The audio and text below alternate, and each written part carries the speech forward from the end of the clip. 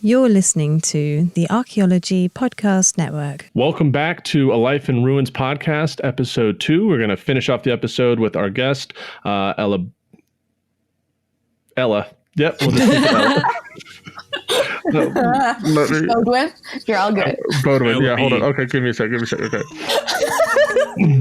Sorry, let's stop laughing.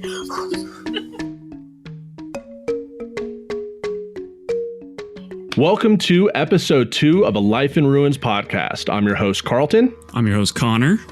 And I am David. Tonight's guest is someone who we wanted to snag as early as possible, based on her ability to connect with the public. Ella Beaudoin got started in anthropology at the American University in Washington, D.C. She cut her scientific teeth in Kenya as part of the Koobi Fora Field School. The Koobi Fora region is one of the most prolific fossil-bearing regions in the world. She is currently a contractor at the Smithsonian National Museum of Natural History, where she works to help engage and teach the public about evolution and archaeology. As a goal of this podcast is to connect non-archaeologists with our science, we are super excited to talk with her tonight.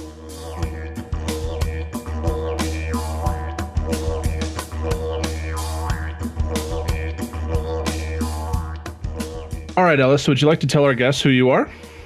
Yeah, so hi, my name's Ella Beaudoin, and I am an archaeologist. I'm a contractor at the Smithsonian National Museum of Natural History, specifically in the Human Origins program. And I'm working on a grant to teach evolution in Alabama in culturally sensitive kind of ways. It's an NSF grant. It's a really cool project that I'm really lucky to be a part of. So that's kind of me and my job in a tiny little nutshell. All right. So you know me, I'm David. I currently have 103-degree fever and I'm hearing colors, but Okay. I will put to the side. Okay. So we first met in Orlando at the SAAs, correct? Yes. Yeah. And I remember this because we immediately thought you were like super cool because you had this Darwin tattoo on your arm. Do you want to talk about that real quick? Yeah, sure. I have a little band and it is in like around kind of my upper arm, and it's just Darwin's handwriting above the first phylogenetic tree. And it just says, I think. And a lot of people definitely are like, oh, I think, therefore I am. And I'm like, oh God, no. And basically the reason I got it was because like Darwin is really important to me. Obviously I'm obsessed with human evolution. But I think that I think is kind of the best description of most of science, is like, I don't know, and sketch it out. So I really liked it. So that's my tattoo. Yeah. Well, cool. So like me and Connor met you there. We immediately thought like you were cool. And then that was that SAAs where it was like, we were at the Disney, campus, and we had to go to the only club we could go, or bar we could go to was Disney clubbing. Yeah. Oh yeah. That was, not gonna lie, that's like my most vivid memory of like the day is just dancing with you guys, truly in the weirdest club with it was very adult people in Minnie Mouse ears. Oh, it was strange because they had that whole wall of like, it was like a TV and they were playing like 90s R&B and it's just the most ridiculous. And then like Take On Me for some reason too. Absolutely. And then I also remember this. I'm just like, chatting right now. There was a guy dancing in pajamas there every day. Do you remember that? Yes, and he was so good. Yeah, and you like went right over and just started dancing with him, and I was like, "Whoa, are you all right?" And you were like, "No, this guy can dance." He was killing it. He was absolutely killing it. Yeah, I think that was my first SAAs. I think actually, was it? Yeah. So you guys made it infinitely better for sure. Awesome. So then you met Carlton in Washington, D.C., right? Carlton, you want to go from there? Yeah, I was hanging with you two because that was the first time I had met Connor, and you guys had said, hey, we're going to hang out with this girl named Ella and her friend. You need to come. And so then I did. And it was Crebo's birthday, and I think we were at a rooftop bar in D.C., and I remember you were helping David out with one of his Tinder profiles, and then you gave me advice on my Tinder profile. Yes. And so we did that for about like 30 minutes, and Connor the entire time was wearing his backpack to help straighten his back because he had just had back surgery. I remember that. Yeah. Honestly, such a good time. What was that bar we went to? It was like a rooftop bar, and it was super cool. I have never been there since, and I don't really know where it was. Yeah, that's fine. It's fine. All right. So like moving on, I guess. What I think another thing that's super cool about you is I didn't know this until like you randomly told me like a year ago, but your parents are British. Is that right? Yeah, my mom is English, and she was born and raised in the UK and then moved over to the US later in life for a job, and that's where she met my dad. And my dad was born in Germany but grew up all over the world. So he primarily grew up in Singapore and Sweden. And then moved to the United States, I think, in his senior year of high school. If he hears this, he's going to correct me. I can't remember, but he moved then back to the U.S. Later on. Okay. How does that affect your view of or your perspective in anthropology? I think that would my background definitely like makes me feel more of an anthropologist. Yeah, no, I think I honestly was really lucky because going back to England as often as we could to kind of see my extended family and my grandparents. One thing that's kind of different from England versus Minnesota, which is where I grew up, right, is that the buildings are older, the towns are older, like archaeology is much more kind of close and everyday. Yeah. And I think that probably for a lot of people who live, in the South or the Southwest of the United States are much more in contact with archaeology than I think I was in Minneapolis, Minnesota, where all we had was like Fort Snelling. And never heard of it. Well, there we go. Being able to kind of go and be a part of like, oh yeah, let's go to the cathedral that was built, however many centuries ago. And kind of as a kid and getting to be up close and personal with history in a way, I think definitely influenced my interest in it at an early age. Yeah. Yeah. When I was in London in November this past year, I was like walking down the block and I saw this sign that was like been open for 700 years. And I like looked at it and I like kept walking and then I like double take and I was like, what the fuck? And then I remembered that that's like a thing there. Yeah, exactly. Yeah. I definitely I don't have super clear memories of this particular instance, but my parents do, is like when they took me to the British Museum for one of the first times, like as a really little kid, like 8 or something. And they said that I spent almost an hour talking to like one of the volunteers who had like a cart out and basically was just like, this is what I just need to talk and ask questions as like a very little kid. Yeah, definitely nerd. Yeah. And so they really remember that. I have no memory, but I think they knew from a pretty early age, because I also my mom sent me a picture of what I did to my Barbies as a child, which was mummify them. I wrapped them up in a bunch of like gauze and stuff. And she found them in the basement recently. So nice. I don't know. I used to bury GI Joes and like Max Steel, like the off-brand one. Yes. And I'd bury them. I'd wrap them in toilet paper and then like bury them underground. And I would dig them up the next year. And I was like, look at this mummies, guys. And tried to like convince my friends that they were like there I didn't put them there, Oh yeah, of course. Yeah. Wow. It's like retelling these stories. You're like, oh wow, we were weird kids. Yeah. Like, absolutely. Well, I used to go to the Denver Museum all the time, and I would get just lost in the dinosaur section, and I wouldn't want to leave. I just like it's so cool how a bunch of like museums and stuff like kind of get us all and keep us interested in anthropology. Yeah, I mean, like museums are so obvious. I mean, this is kind of goes without saying, but they are so integral to like a lot of people's first steps into this like STEM fields. Whether you become a physicist or whether you study, do paleontology, it seems to be that like a lot of these kind of stories end up originating as a child in a museum. Did you just say integral? Yes. Is that not? I think you win the word for the day. What the fuck is that? I love that. I mean, I just started it, so there we go. That's funny. Okay. Well, so kind of building off of that, did you have any other childhood experiences in other fields of science, or was it kind of this history, archaeology Yeah, no. Oh God, I think I was 11. I either turned 11 or I turned 12. So I applied to be part of the National Geographic Kids magazine. Had a contest many, many years ago now. It was like their first contest, and they said, that I think it was 15 students from all over the US. You had to submit a short story and a photo of a place in your community that you actively explore. And they pick 15 of us that would then go to the Galapagos Islands and like learn about exploration and Darwin and evolution and cool. Ecology. And I applied and won. So that was kind of like where I first really learned about Darwin, was at a very early age in the Galapagos. We were part of like staying on a Lindblad Expeditions boat with all of our parents. We got to bring one of our parents, which my mom came with me. Was that a hard choice? Or were they upset? I think my mom was the one who showed me the thing, was like, you should do this, because so she gets like finders. Cool. She got finders keepers, kind of. Yeah, exactly.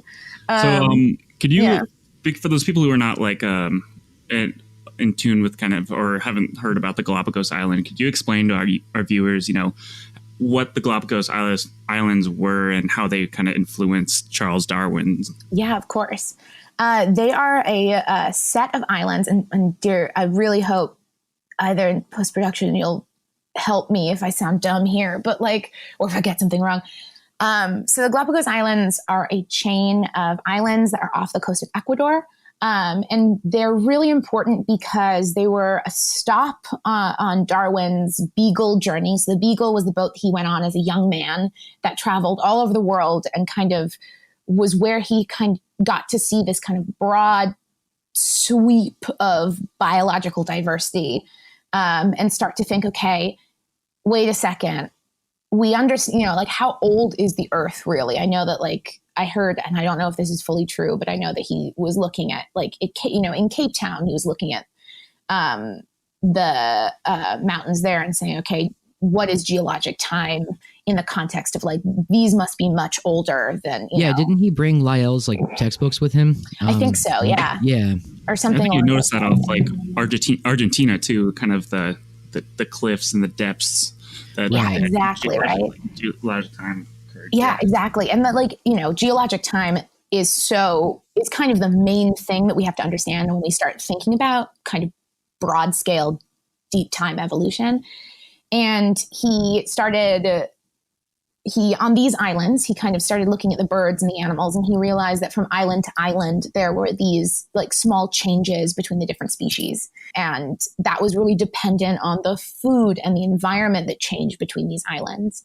And so this is kind of where he started to think and formulate his concepts of evolution, and where he collected a lot of his specimens, and a lot of the specimens that are in museums all over the world today. And everyone, or hopefully, a lot of people kind of know the image of Darwin's finches with the changes in beaks, that, a small population of birds was blown from Ecuador to different islands and then evolved specific to each of those islands. I hope that. No, yeah. First of all, we're not going to edit out any of that because that was amazing. You killed it. Okay. And I would also like to mention, I just realized, we've so far both of our guests have been associated with National Geographic Kids in some way. Oh, really? Cool. You know Spencer, right? Oh, yeah. I didn't know he was associated with Nat Geo Kids. Well, his was with bears, not necessarily anthropology. So, point for you. Nice. So where did you do your undergraduate work at? Or, I guess, how did that transition between high school to college? Did you were you interested in anthropology in high school and then decided to do it in college? Yeah. So in high school, I went to a performing arts high school, very small one, where I did theater, and I majored in theater. And I kind of had always known I wanted to either do archaeology or childcare and not theater. Those were my two I loved kids and I loved archaeology and history. And so I took a gap year to kind of figure out where I wanted to be and what I wanted to do in college. So a little caveat here, like I'm incredibly privileged. My family, and that is something that I have to really acknowledge in a lot of this journey, is that I have a lot of opportunities that people probably wouldn't have had because of my race and kind of socioeconomic status. So I just do want to put that out there, like that a lot of this, I have to be very cognizant, is not necessarily the same path that a lot of other people take. Sure, yeah. But I took a gap year and I went and worked at 2 different archaeological sites. One, Vindolanda, which is on the border of Hadrian's Wall in England. And it's a Roman fort site. Really interesting, fascinating research, amazing museum. And then a 13th to 15th century burial site in Romania at the Black Church in Brașov. And that one, I did not know it would be skeletons, kind of when I decided to volunteer. And then I traveled around doing backpacking in India, and then worked in Tanzania, which again, issues with voluntourism. So there are issues with, so there was some voluntourism there, especially when it comes to I was working in an orphanage in Tanzania for 3 months, and there are problematic things that I've come to realize as an adult and as someone who's then done anthropological research and taking classes and courses on that later on. That though, when I was in Tanzania, I kind of realized I want to do work on the continent of Africa. And from doing the archaeology, I kind of realized, okay, I like this way more than I like kids. So, so that was kind of where... They cry less. Yes. Well, I don't know. That's true. That's true. I cry more. I don't know. So that was kind of where I figured out, okay, definitely want to do archaeology. And then I ended up going to American University in Washington, D.C. And a lot of the reason why I chose American was they had a solid archaeology program at the time. And they were in DC, which was a big city. They had access to the Smithsonian's, and they had a really good study abroad program, which I never ended up doing anything with study abroad with AU, but the Smithsonian angle really worked out for me. Didn't you work at Koobi Fora? Yes. So the Koobi Fora Field School is an amazing program that I was a student in, and that is in Kenya on the shores of Lake Turkana, and it's where we take undergraduate students and graduate students and kind of show them the ropes of what it means to do paleoanthropology. Each student has a specific program or like a project that they work on. So it was this really cool way to kind of get my start in, okay, how do you do a research project? How do you dig in this environment? And how do you work with data that you kind of you can't really get or see or understand as well if you haven't been digging it up yourself or kind of understanding all the things that go into it. So I was a student there and then came back as an intern and kind of like quasi staff member later on for a previous year. That's cool. Yeah. Well, yeah, and that's how that's how archaeologists and paleoanthropologists get their, it's not like a certification, but it's a way to certify that you've done field work. Exactly. Because that field school is kind of important to like all archaeologists and paleoanthropologists to, continue in the field for sure. Yeah, it kind of weeds out the people that just aren't, cut out for it, Yeah, true. I think there are definitely a lot of people who go in being like, wow, yes. Like I went in thinking I'm going to be bones forever. I love some bones, and truly they're very difficult and I'm very bad at it. And I came out realizing that like lithics and in talking to people were the 2 things that I love the most out of archaeology. So. Well, on that note, we're going to cut to our first break. Hello, and we're back. I'm continuing our conversation with Ella Beaudoin. We're going to first talk about your Koobi Fora experience, and we're going to get into kind of the work that you've done with the Smithsonian where you work. So could you explain to our viewers what Koobi Fora is and like why it's so significant to the field of anthropology as a whole? So Koobi Fora is an incredibly important place for paleoanthropology as a whole because it's part of the Rift Valley. And the Rift Valley is this kind of geological formation where the continents are kind of coming apart a little bit. And what that means is that there is a lot more erosion. There are basically ways at which we can get to these kind of deeper, older sediments. So the law Superposition. Thank you. So that law means that basically everything that's on the bottom is the oldest, and then kind of working your way up to the top, which is like what we're standing on now, is then the newest. And so with this rift, we're kind of getting this slice backwards in time. And so Koobi Fora is located in this place, in a place where we have these sediments that date back, hundreds, just like thousands of years. And it's a really cool place that has been worked on for many, many years. It's full of fossils, in essence, and there are lots of stone tools. I need to say something really quick. I just said good old Lyell, and I am really dumb because it was actually Nicholas Steno who came up with superposition. So I'm just going to take a step back and cry. Don't worry. We're all in it together. That's what we have books for. It's like whenever anyone's like, oh, let me ask you this question, you must know it off the top of your head. No, I don't. I got the internet. I'll look it up. Like I'll look in a book. But they so a lot of the specimens that from like early hominids, or a decent amount of them, and a decent amount of the stone tools come from Koobi Fora, right? Yeah, tons of them come from Koobi Fora, and a lot of reason for that is not only it's a really well studied site because we can figure out the geology of the area has been really, really well done.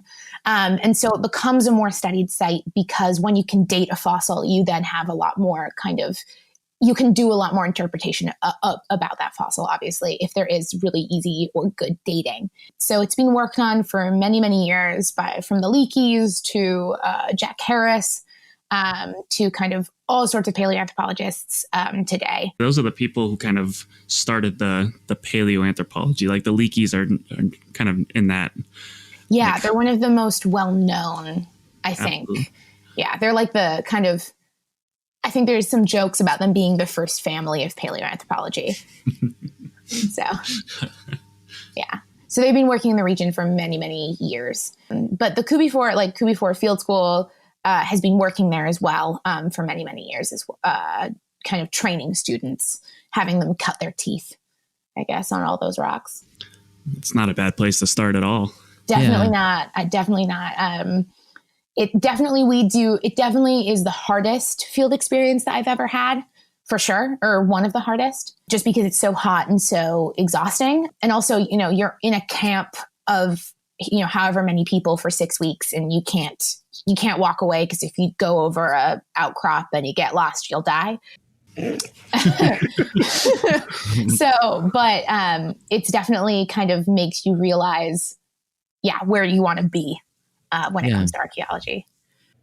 So fabulous, absolutely fabulous. But we definitely want to talk about your work in the Smithsonian. So could you go ahead and just kind of talk about what you do there, what wing you work in, and just how the experience has been? Yeah, of course. So I'm a contractor at the Smithsonian Natural History Museum. And where I'm specifically kind of placed is in the Human Origins program. So they're the ones they do a lot of other research all over the world. Dr. Rick Potts, Dr. Brianna Popener, Jennifer Clark are kind of the main heads of the program. I am on specifically a contract that is an NSF grant to teach evolution in Alabama. So it's called the LUDA Project, which is, oh dear God, Learning, Unity, and Diversity in Alabama. And it's this really cool program that is working with Alabama teachers to provide a curriculum that is sensitive of the things that might be stopping students from coming to scientific thought as a whole, in my opinion. Again, a lot of this is my view of it, so don't take this as the word of the grant. But in essence, Alabama is a state that doesn't have really high evolution belief in general. It's a state that used to, and I'm not entirely sure if it still does, have the stickers on textbooks that say, evolution is just a theory. But recently, they just changed some of the requirements that they have for kind of what students need before they go to college and to graduate high school as well. And part of that was this kind of emphasis on diversity and diversity of life and kind of evolution kind of as a whole. And so Brianna, my boss, saw this opportunity to use the name of the Smithsonian as this neutral political, like non-political entity to create a curriculum that teachers would be looking for with this new standard happening that could help students kind of come to evolution. And there have been a lot of studies that show that understanding evolution, understanding its mechanisms, allows students to do better in sciences as a whole, no matter kind of what area of STEM you end up in. Right. So what I do as part of that grant is I'm project manager. So I'm in contact with the teachers. I go to Alabama with another colleague to do focus groups and kind of watch how they are teaching different, specifically the beginning part of the curriculum, which is where they get to talk about the religious faith or other cultural things that might be influencing why they might be hesitant to come to evolution to the students themselves. I make memes for the Twitter. So you're a professional meme maker? I'm a professional meme maker. I really want to put that on my office door.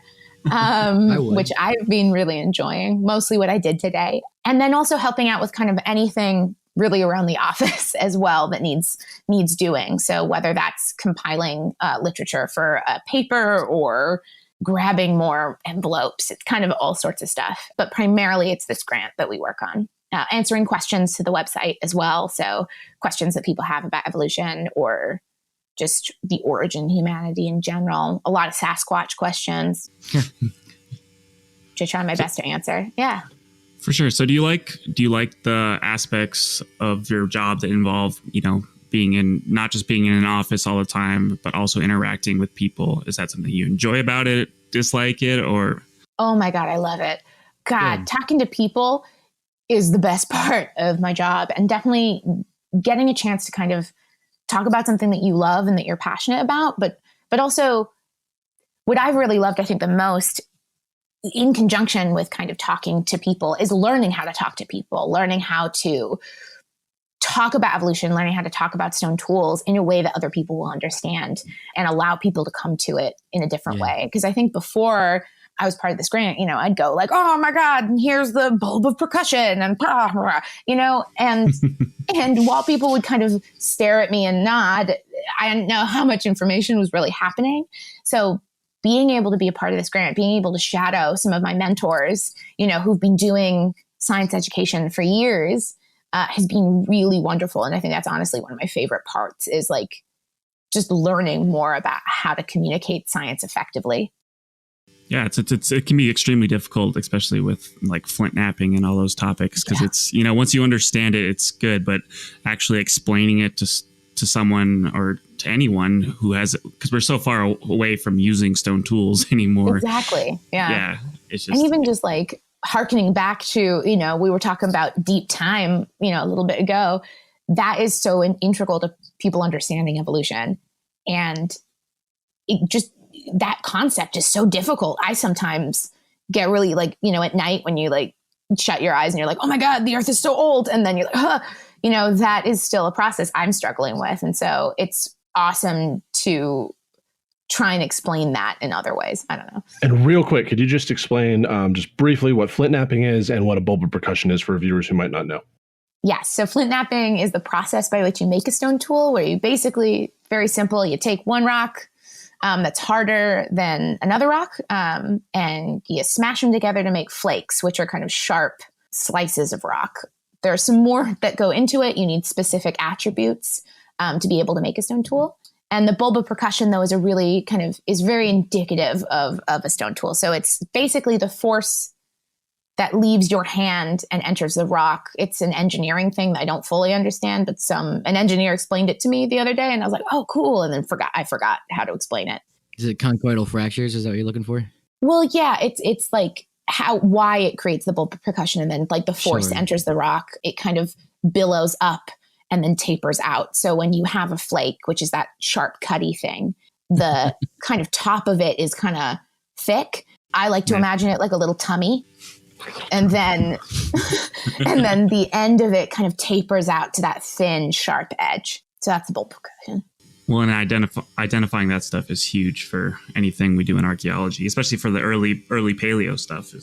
Basically up until you get like to the Neolithic when pottery becomes a thing, like you really need bones and stone tools are the only like things that preserve to study. Yeah, exactly. Like that's what I always say is that like one of the reasons why I love stone tools so much is that they are the only thing that we have that is any sort of indication really, but like of constant behavior. What are these people doing? How are they thinking? And like, these are things that they were creating and leaving along the landscape. And like, yes, we have cut marks and we can kind of understand, okay, when were they accessing meat? But at least for me, it's the stone tool is this kind of active part of creation that is so essential to us being alive today. Deep. All right. Well, so did we kind of cover your everyday grind, or would you want to explain that? Pretty much, like, yeah, my everyday grind is just like, pretty much we explained that. The good thing is, and the amazing part about working for also some of like your idols and your mentors is, so I have the summers to do field work. So last summer I went out with Brianna to a different site in Kenya called Olpejida, which is basically a big animal reserve. It's where the rhino that is now, they're all extinct, but there's two left that are women. Oh, the white rhino? The white rhino? Oh, okay. Yeah, northern white rhino. I'm all allowed. Sure. That one. That's where they are. Oh, so very cool. Very cool. Yeah. Yeah. My that was field project was in Kentucky, so you got that going. Cool. Yeah, that was fun. We got attacked by 2 buffalo, and it was very scary, and I cried. You want to talk about it? To the plan. Well, it was my first up close gunshot. So we work with one of the reasons why it's super important, do not ever get out of the car ever. Like when you're doing a safari is because these are wild and dangerous animals. Oh yeah. So we're doing a bone survey. So this is a different project that Dr. Pobiner does, and looking at like, are things dying in the environments they're adapted for? What's preserved, and looking at this and hopefully then using that as a model for the past. But we were in a really close, so we have a guard with us. And so we were in a really closed environment, and there was a buffalo hiding behind a bush, and they try and hide, and then they like wait for you, and then they want to get you. And he just shot above its head. Exactly. He shot above its head. He didn't hurt it, but he needed to make it go away really fast. But of course, we all panicked. Well, we did what we were supposed to, but also, you're supposed to climb a tree, and a lot of it's just like acacias, and they're very short, and acacias are very, very spiky trees. Yeah. And so that was my last field season, which was amazing. Definitely, nothing I've ever done before. I'm realizing I'm much more scared of animals than I thought I would be. So that's fun. Your flight, is your flight or your fight instinct that comes in? Oh, wow. I realized if I was on the Titanic, I would be pushing children out of the boat to get in there. That was my first instinct. I'm working on it. I got That's better. Your evolutionary instinct, though, like it's just how it works. Truly, like trip my boss. Like she goes down first, I can keep going. No. Well, right. Speaking about your evolutionary response, where you work, how do you interact with people who deny evolution, that it's taken place? If we descend from wolves while they're still wolves. Great question. Very wonderful variant on if we're descended from monkeys, why are there monkeys? So that's a really great question, and I approach it on a personal level, and that's I think what I can talk about. There are other ways which you can talk about it that are, written about in really awesome science education books, but I'll talk about like how I kind of come at it. I really love the phrase, and especially if people are kind of disbelieving evolution or from a religious standpoint, I really love the phrase, your personal belief explains why. Why are we here? Why are humans important? Evolution just explains how. Yeah. It's just the little bitty how bits. And I explain it that way and then I kind of go into why I think evolution is one of the most beautiful things on Earth, because it's how Earth is why it is. And from my perspective, again, on a personal note, why would you take that beauty away from a creator? If you believe in a creator, why would you take that intricacy and that genius and that again, just the beauty of evolution away from a deity that you believe in? Yeah. And so that's how I address it on a personal note. A lot of the time, especially when it comes to religious people, I don't think, if you're not a member of the community, why should you kind of believe someone else? And I also think that we have to look at the roots of why people don't believe in evolution. And a lot of it too is like, you know, especially in religious, very strictly religious communities, the church and those teachings are so integral and important to your way of life. And especially in like rural, you know, more rural communities in the South, right?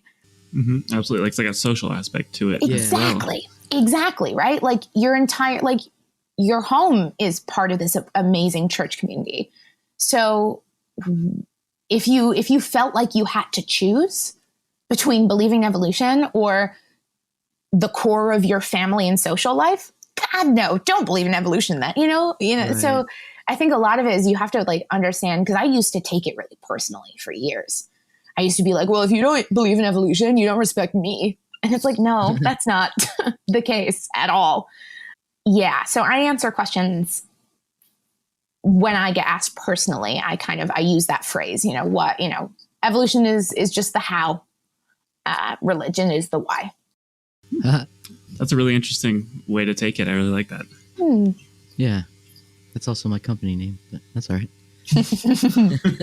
Well, perfect. On that note, we're going to go ahead and take our next break, and we'll be right back here in a bit. So stay tuned. Welcome back to A Life in Ruins podcast, episode 2.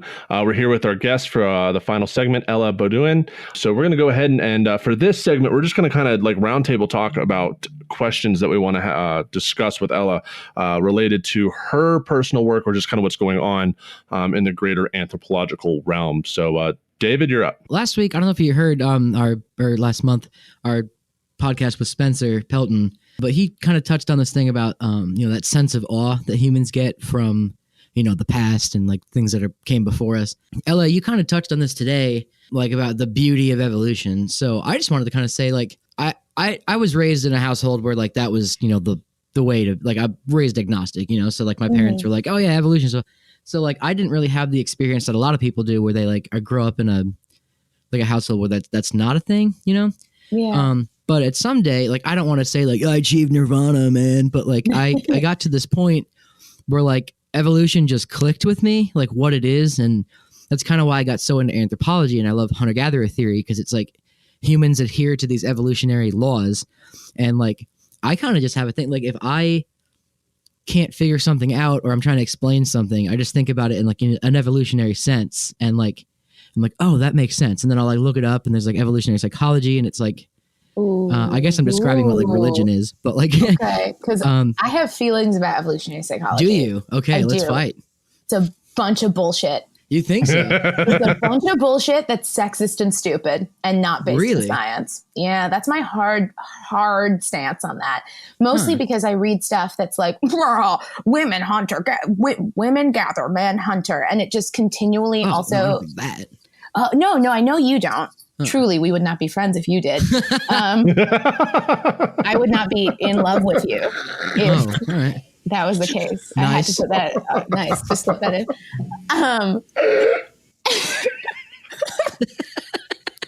Good. We all good? Yeah. So right. I think it's a bunch of bullshit because I think it often relies on really bad science, bad studies, because it completely ignores how influential culture is and like how we have created all of these structures around us. And I've just read so many like evolutionary psychology papers that are like, we're like this because like women were looking for mates that had beards, and you're like, no, like think about, okay, well, that's a phenotype thing, wouldn't it be? Well, but let's get into daddy issues, you know, like that's the thing, right? Like there's culture that's in this, that is such a bad example, but like there's culture that is actively influencing everything we do. And I'm more of the kind of hippy dippy side of cultural amp, even though I do study paleo, that like even the numbers we have are semi-constructed, right? Like the reality of understanding an archaeological site is all on scale, right? Like you have a excavation square and that could tell you something. You open up 10, that could tell you a completely different pattern. What would happen if you opened up the landscape, you know? So we're still controlling a lot of what we're finding by sample size and by scale. And I think that evolutionary psychology, just honestly, in almost every case I've ever read, is just bad science. Huh. At least. Well, fuck me. All right. We'll go to the next question. No, mostly just the stuff about like, oh, you feel this way because of your biology. Yeah. No, you know, or like especially when like I really love slipping in stuff about gender as a construction when I give tours. I love doing that. Being like, we don't know how gender played out in the past because that does not fossilize. Right. We have no idea, if there was gender in the way that we understand it now. So you're down with like behavioral ecology then? Like yes. Okay, cool. Yeah, but then evolutionary psychology, hell no. Okay, interesting. Yeah. I'm gonna go rethink my whole life now. So good. We can talk about it more later. Well, that's what this podcast is for. So anyway, I'm going to take a step back and cry. So go. All right, next. Okay, so I want to talk about the event that happened with Notre Dame the other day, in which the cathedral had a horrible fire and burnt the roof and broke a pane of glass. Real quick, I know there's like a bunch of stuff going on social media that the gold cross was saved and people are saying it's a sign of God. However, it could be, that's plausible, but the melting point of gold is much higher than the way that much higher than the way wood burns. So like, true, I do fucking say, science. True, the roof did fall on it. Just putting that out there as being a contrarian. Yeah, fair enough. Fall. Yeah, I have a lot of thoughts about that because I had to or at least about the response to I truly watching that in watching it burn in real time was horrific. And it made me really think about the National Museum of Brazil, which I don't think got enough press. Oh, yeah, absolutely. And us as a museum, we talked about it a lot. We have gone through a lot more, everyone's checking the fire alarms at the Smithsonian. But some of the most important things, with the loss of a building like that, is there were a lot of records of indigenous languages that were recorded before they became extinct. And now those are gone. Back up your stuff digitally, everybody. Yeah, exactly. Right. It's so important. We're kind of coming to realize how important digital, kind of the internet is now to science, just for preservation. But I also felt like I had to really critically engage with my whiteness as well. Because I saw an example on Twitter. I can't remember her name. She's a doctor in anthropology, and she is Native, and she talked about, oh, cool, a big sparkly European church fell down. Who gives a shit? And my first reaction was oh my God, that's so horrible. And then kind of her next tweet was why should I, as an Indigenous person, care about or be made to care about this space that has when this space that is dedicated to Catholicism, and Catholicism did so much bad stuff to my community. And I really had to think about how upset I was getting and how I don't feel that kind of straightaway fear and anger when it comes to a lot of other kind of intangible heritage sites or other sites in general that are in the Middle East that are getting destroyed. And that kind of made me engage a lot more with, why am I responding in this way? And how is the world responding in a different way? I don't know if that was kind of. No, absolutely. And that's what I wanted to touch on. Oh, cool. Okay, cool. You're absolutely right. And when I saw Notre Dame, I was like, okay. But then I saw the amount of people on social media who were oh my God, what a travesty. Right. And as a member of the Pawnee Nation, and who's finally very closely attuned to what's going on in Indian country, pipelines are being built and just bulldozing ancestral sites, and no one cares. We had the water protesters for the Dakota Access Pipeline shot at with rubber bullets by police, hosed in the middle of the night just to stop a pipeline going through their own ancestral territory. No one talked about it, and no one cared. Yeah. And, it's just absolutely ridiculous that no one cares about the indigenous. Oh, my God. That didn't work nearly as well as I had it tuned. I've been playing with it. Was that a real recorder you had there? No, it's actually a Navajo flute. I have one. Oh. I can play Color of the Wind. I did it the entire time in the field. But I know it's absolutely phenomenal. I love this thing. Well, I saw someone point out that and I'm not Native, so I can't really speak on that end, but I had someone, because everyone on Facebook's like, oh man, I remember the Notre Dame. Like, you didn't care. But anyway. Everyone swarming to Twitter to post pictures of them in Paris. But somebody pointed out that like, you know, the grand, like that's like one of the symbols of Paris as like a city identity, you know, like the Eiffel Tower, the Notre Dame. And somebody said like, it's kind of the equivalent of like losing like the Grand Canyon in America, because we don't have things that are like that old, you know, and maybe it's not the equivalent, but like when he said that, I was like, oh, you know what? Like, and like we were saying earlier, things are so much older overseas than they are here. We don't really like think of it that way. So like when he said like that, I was like, I guess I should give more of a shit, you know, like, and I was like, But I really like what you guys are bringing up with the, you know, the access pipeline. Like nobody gave a shit. No, but it wasn't like even on the news. Yeah, and it was barely even on the news.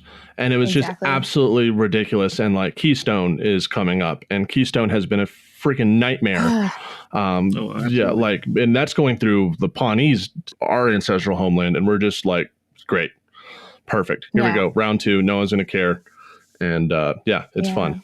Building up upon that, like there's the amount of money that's been raised for Notre Dame to do these renovations compared to the amount of money that was probably raised for the Brazil Museum or for these folks like still doesn't have clean water. No, and like it's like all these billionaires and millionaires, you know, are. Did you see Disney pledged $50 million to donate to it because they made a movie about it?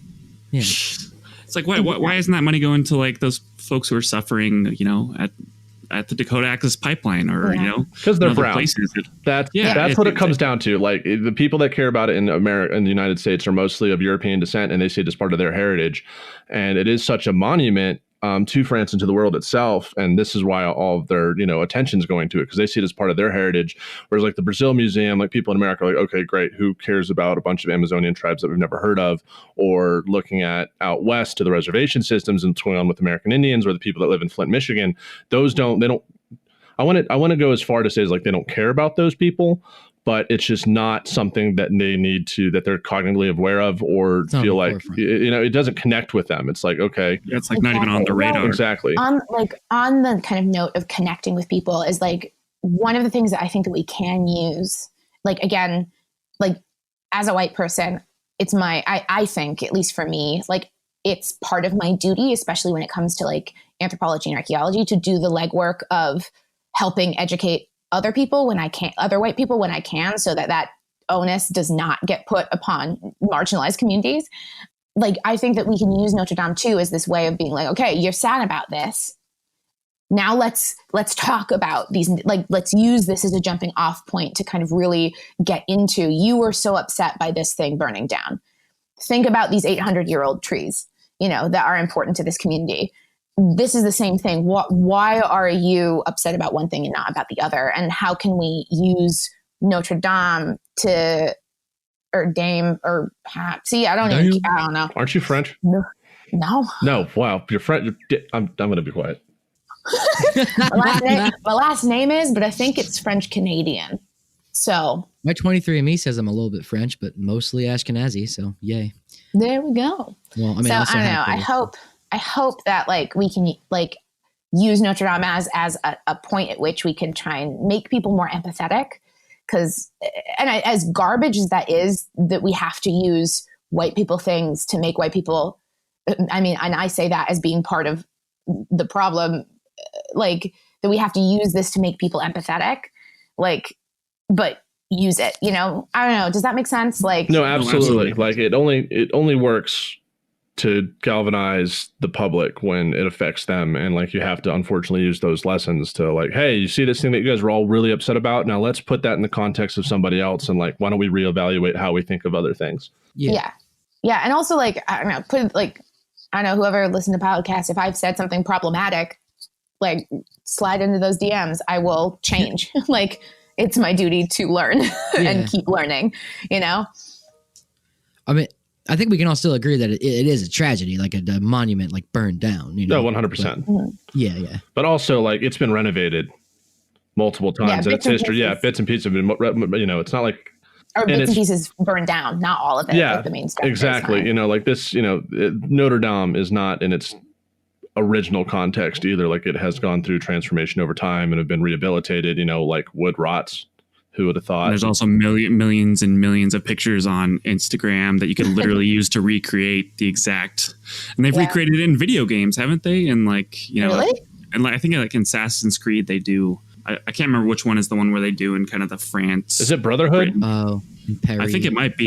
Yeah, but I think there is a digital representation of it there. Yeah. Well, there we go. And like, thankfully they do, you know, they were training for fire safety. So like the crown of thorns and other sacred artifacts were saved. So like, and paintings and artwork and stuff. Oh, so, right. Wasn't there like a piece of the cross from Golgotha there? I think so. don't know. I saw that. I don't know if that's like rumored, like, you know, like a hunchback lives up there too, but like. Don't worry. He was evacuated real fast. Cool. Oh, right. Probably. I also posted a meme about him like burning the building down, and like I was like, "Is this too soon?" Dude, and I love that meme so that I bad. like kind of use all the time, and I'm like, I crush it on there. Within 10 minutes, I had negative 50 likes on that, and I was like, "Oh, much too soon." What, negative 50?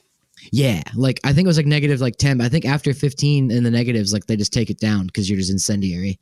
And I thought I was clever. Like it was the guy from Office Space, and he's like, "I'll burn the building down," and I was like, "Oh." Yeah, so again, I'm going to take a step back and reassess my life next. Or not. I'm just... Well, as this podcast is called A Life in Ruins, we are interviewing you about your life in archaeology. If you had to do it again, would you do it? Oh, God, of course. Okay, cool. I take everything. I love this. It's what I'm meant to do, I think. I hope. Good. Dear God, I hope someone keeps paying me to do it. That's the dream. Yeah. All right, Ella, thank you for telling us about your life in ruins. How can our viewers learn more about you and find out more about what you're talking about nowadays? Yeah, you can please follow me on Twitter. I need the validation. So that is at Ella_Beaudoin. So that's at ELLA_BEAUDOIN. It's great. Pretty much that's where I am actively myself online, but I also highly recommend following the Human Origins Twitter, the Smithsonian. You'll occasionally see some idiotic meme content that I cannot confirm or deny is me. So I can really highly recommend that one. You can just look for Human Origins. It's pretty much like the first one that comes on up. All right, perfect. Thanks, Ella, and we're out.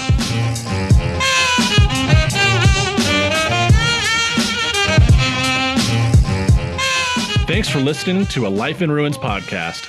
You can follow us on Instagram and Facebook at A Life in Ruins Podcast, and you can also email us at alifeinruinspodcast@gmail.com. Hey guys, What? what human species is really the naysayer? I don't know, Connor. What is it? Yeah, I don't know. Homo noledi. Woo! Get out. Wait, what? Oh God, that was horrible.